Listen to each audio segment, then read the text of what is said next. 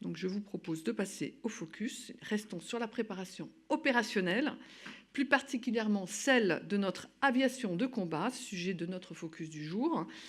Face au réarmement du monde, au durcissement de la compétition entre puissances, la préparation à la haute intensité est redevenue une priorité stratégique pour la France. Elle repose notamment sur l'organisation d'exercices opérationnels majeurs, à l'instar d'Orient 26, que nous vous avons présenté il y a quelques semaines en point presse. Donc, au sein de l'armée de l'air et de l'espace, l'aviation de combat se prépare elle aussi à la haute intensité. Et dans ce cadre, elle peut compter sur l'appui essentiel de la brigade aérienne de l'aviation de chasse. Mais je n'en dis pas plus et cède la parole au général Godillère, commandant la brigade, afin qu'il vous présente plus en détail les enjeux de la préparation opérationnelle de l'aviation de combat. Général, c'est à vous. Merci beaucoup, Madame la déléguée. C'est un vrai plaisir de vous retrouver. On pourrait presque dire de la nostalgie, mais je vais vous présenter la préparation opérationnelle de l'aviation de combat à la haute intensité. Il n'en est rien, donc haut les cœurs. Alors, la préparation opérationnelle, qu'est-ce que c'est? C'est la responsabilité première d'un commandement organique, comme la brigade aérienne de l'aviation de chasse. Un commandement organique, c'est un pourvoyeur de force pour les commandements opérationnels. Alors c'est toujours aussi sibyllin, donc je vais rentrer dans quelques définitions ou prendre quelques analogies pour vous dire pourquoi et comment on s'entraîne on entraîne l'aviation de combat au travers de la préparation opérationnelle à des conflits de haute intensité. Je vais prendre une analogie avec le corps humain qui accomplit des fonctions opérationnelles, courir, sauter, réfléchir, à partir de son organisme. Une anatomie, une physiologie, des flux d'énergie, des flux d'air, de sang.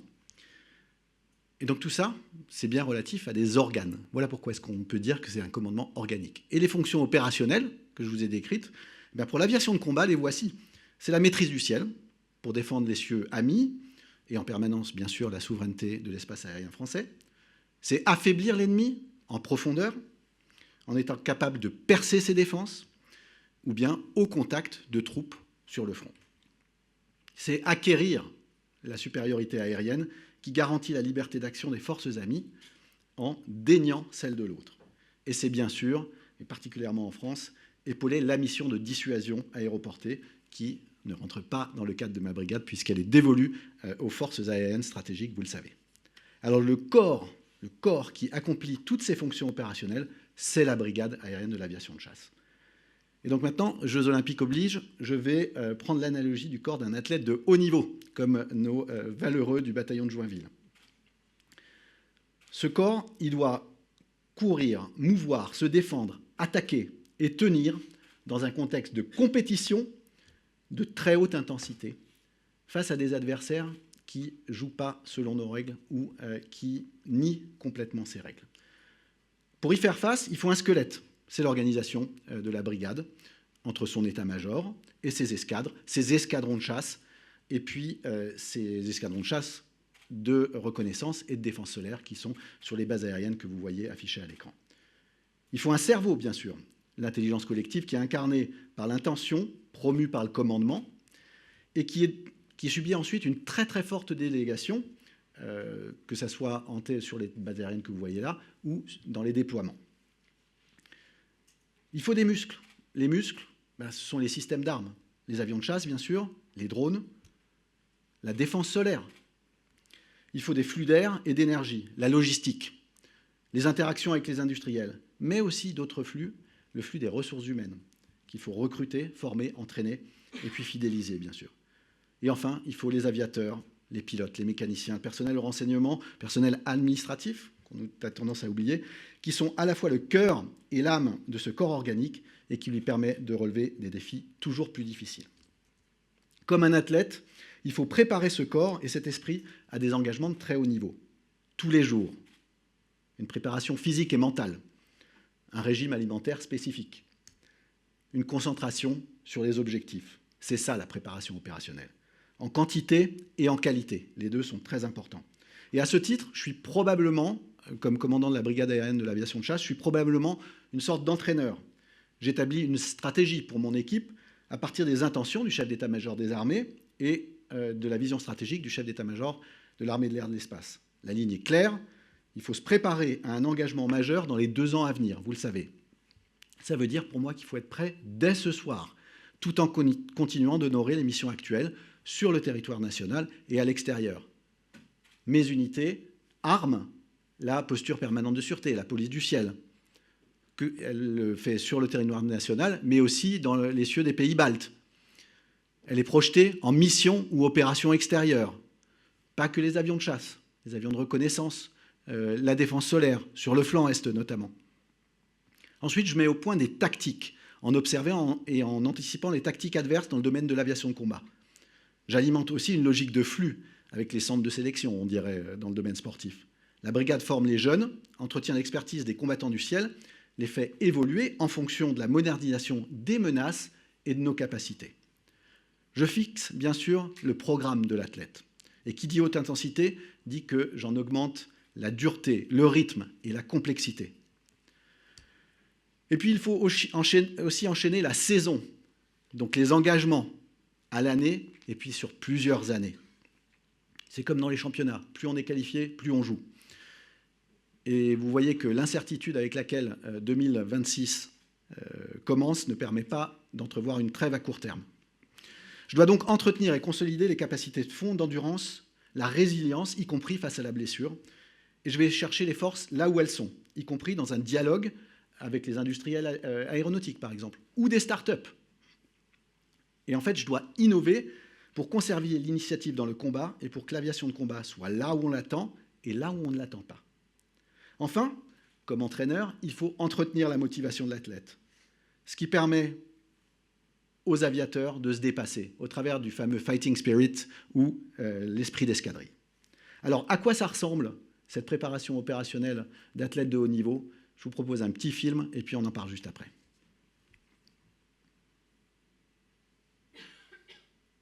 Circle 41 sur Nose, clear to shoot at Toshit Order. Circle 41 in hot. Clear the hot. Mission est effectuée.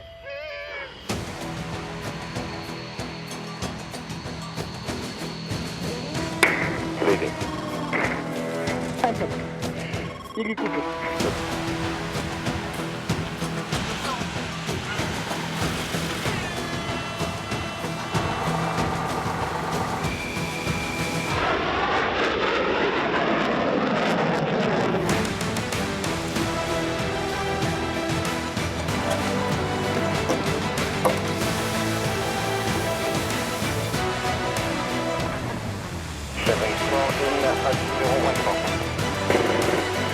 On target.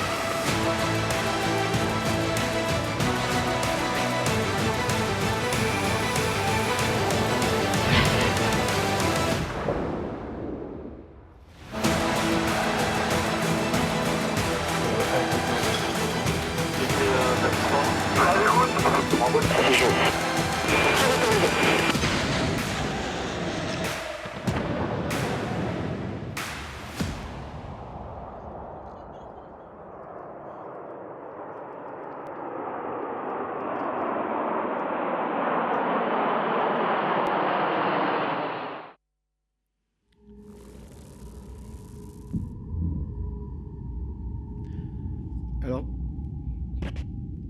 ce film, c'est le cocktail sportif de 2025.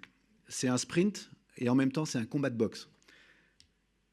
Derrière ces images que vous voyez sont des heures de vol, sont des heures de préparation, des heures de combat aérien, de travail au sol avec les spécialistes du renseignement, de la guerre électromagnétique. Sont des heures de briefing et de débriefing. Tous les vols des avions, tous les tirs, tous les missiles, bombes tirés ou simulés sont systématiquement rejoués, analysés finement. Chaque heure de vol ou de solaire, comme vous avez vu, ce sont des heures de maintenance, de mise en configuration en fonction de l'armement désigné, de préparation des avions à l'aube et d'accueil au retour des vols de nuit. Ce sont des années d'expérience qui passent de main à main dans les cockpits et dans les ateliers. Ces heures de vol et d'entraînement sont aussi un investissement conséquent que l'on doit valoriser en permanence. On ne s'entraîne jamais pour rien. Tout découlage, toute mission est valorisée. Ce n'est pas de l'art pour l'art. Vous allez entendre cette expression très souvent dans ma bouche. D'où un système de formation et d'entraînement qui est mis au point par la brigade, particulièrement robuste et fouillé, qui recherche à la fois l'excellence, la standardisation, le tout dans un rythme très soutenu. Si j'avais le temps, je pourrais faire de chacun d'entre vous, ici présent dans la salle, un pilote de chasse. Sauf que ça se fait en un temps imparti.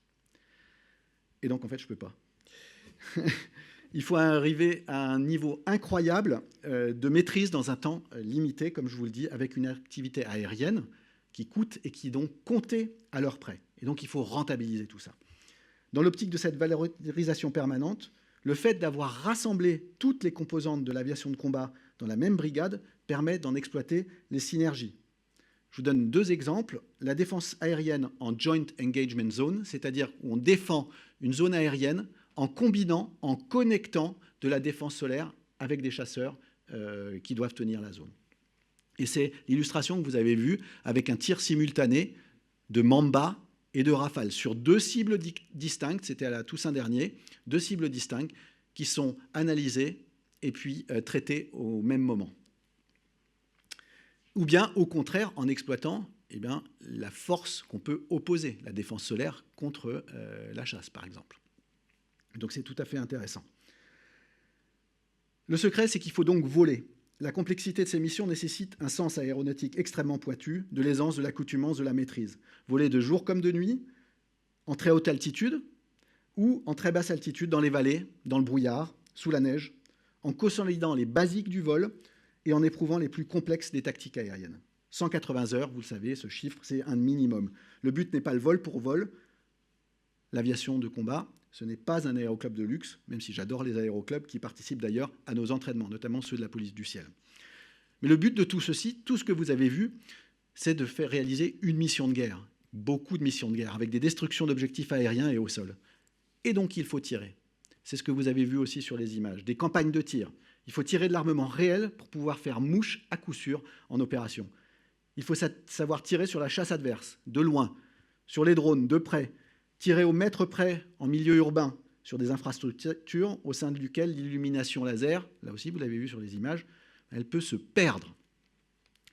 Tirer au profit de troupes prises en embuscade, et donc imbriquées avec l'adversaire. Tirer à distance sur un objectif militaire alors que le signal satellite est brouillé, etc., etc. Ce n'est pas un sport de masse. Là encore, ce n'est pas de l'art pour l'art. Les armements et les modes d'action sont nombreux.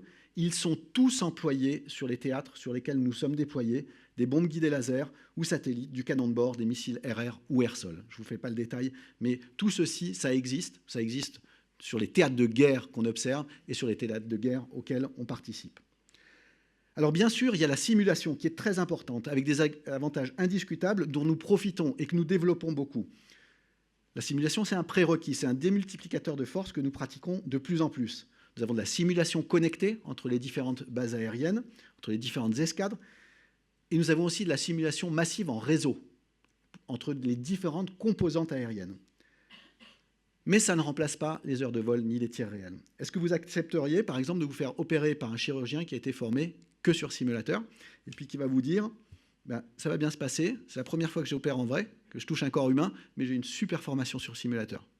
Voilà, métier opérationnel. L'analogie, elle vaut ce qu'elle vaut, mais c'est juste pour vous dire que ce sont des métiers où on n'a pas le droit à l'erreur. Au-delà de la technicité, il faut intégrer ces expertises dans une optique globale, dans un contexte stratégique incertain, mais dont certaines tendances se dégagent. C'est le rôle des exercices de niveau de brigade, où mon état-major entraîne, met sous pression et évalue les fonctions opérationnelles et techniques de l'aviation de chasse dans une optique de conflit de haute intensité. Et c'est la diapo qui s'affiche, les exercices de pierres précieuses ou semi-précieuses pour les spécialistes. C'est vraiment ce qui incarne la préparation opérationnelle intégrée, en connectant toutes les composantes de l'aviation de chasse et en connectant tous les effecteurs, du pilote à l'opérateur, aux techniciens, des acteurs étatiques aux acteurs privés. Les tendances qui sont évaluées et puis testées et stressées au travers de ces exercices, alors j'ai quatre substantifs et 4 infinitifs. Les tendances que, à chaque fois, je veux voir au devant de la scène, c'est l'agilité, la létalité, la résilience et l'ouverture. Et les infinitifs, c'est durcir, adopter, innover, durer et connecter. Depuis un an, nous avons augmenté. L'année dernière, je vous avais parlé de l'exercice Émeraude. Je vous fais grâce de ce qu'il y a écrit là, sur la base aérienne de Luxeuil, qui mettait en pression, sous pression, les Mirage 2000-5. Vous vous rappelez, maximiser la disponibilité pour faire face à une semaine d'attaque de la zone au-dessus de Luxeuil. Voilà. Et où ils étaient vraiment allés chercher des méthodes innovantes, où ils étaient allés chercher une disponibilité maximale et un rythme de l'escadron qui avait permis de remplir cette mission. Eh bien, depuis un an, pour le plus grand plaisir des escadres, nous avons augmenté la difficulté et la rusticité de ces exercices, en même temps que nous avons augmenté le degré d'initiative et d'ouverture à l'innovation. C'est une bijection entre ces deux mondes. Si vous durcissez, il faut donner plus d'initiative. Et c'est ce qu'on appelle aussi, ce qui est contenu dans la gestion du risque opérationnel. La planche ici, que vous pourrez consulter, elle vous montre en fait la progressivité et la complémentarité des thématiques que nous testons à chaque occurrence de ce type d'entraînement. Encore une fois, ce n'est pas pour le plaisir. Nous identifions des objectifs d'entraînement et nous les testons. Et nous réinjectons le retour d'expérience de l'exercice précédent dans celui d'après. L'objectif commun à tous, c'est de maximiser la disponibilité des équipements et des équipages, et des opérateurs et des techniciens, bien sûr, pour les engager. Toutes les composantes de la brigade y passent. Saphir pour la chasse, Saphir pour la défense solaire, les escadres de Mirage 2000, les escadres de Rafale. Nous combinons aussi ces fameuses mises sous tension avec de l'agilité opérationnelle, le fameux French Agile Combat Employment, qui est une doctrine développée par l'OTAN, d'agilité, de déploiement sur des terrains extérieurs auxquels nous souscrivons évidemment complètement, mais il faut s'y entraîner. Et la synthèse de tout ce que je viens de vous décrire, c'est le dernier exercice en date, qu'on a appelé Topaz, qui a eu lieu il y a 2 semaines et qui consistait à disperser des avions de chasse sous très court préavis. Je les ai appelés le mardi matin à 8 h. Il faut 20 avions en l'air. Il y a la base aérienne de Mont-de-Marsan va subir une attaque dans la journée. Et donc, il faut soustraire notre potentiel de combat à la menace. Premier thème. Deuxième thème, dès le lendemain, vous conduisez à un raid de rétorsion avec des missiles de croisière. Et le surlendemain aussi, à partir de terrains déployés partout. Et donc, ils ont réussi 20 avions sur 4 bases aériennes différentes, dont une base de régénération, l'atelier industriel aéronautique de Clermont-Ferrand, qui s'occupait de la réparation des dommages de combat, par exemple, on peut imaginer, ou d'avions qui allaient bientôt rentrer en chantier et qu'on a fait décoller quand même pour soustraire à la menace.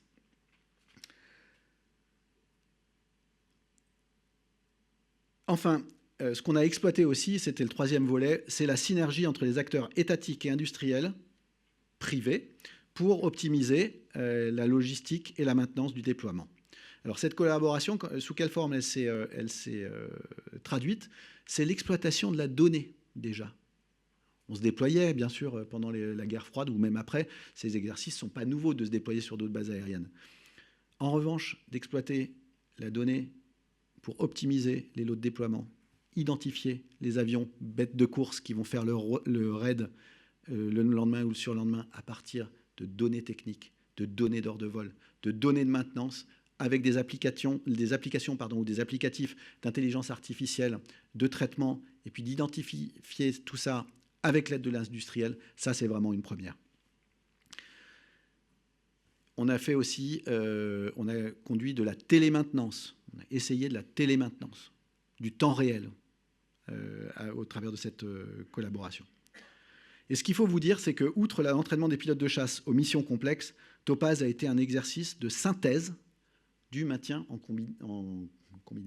conditions opérationnelles, le maintien en conditions opérationnelles, donc la maintenance, qu'on transforme en passant d'un MCO de contrat, qui sont toujours là et qui sont très importants, à un MCO de combat, où on va vraiment chercher les coins de domaine et dont on a besoin, qui entraîne finalement la chaîne technico-opérationnelle à accélérer la décision, moderniser les outils, fédérer et orienter les acteurs et les actions dans un contexte sous pression d'un conflit de haute intensité.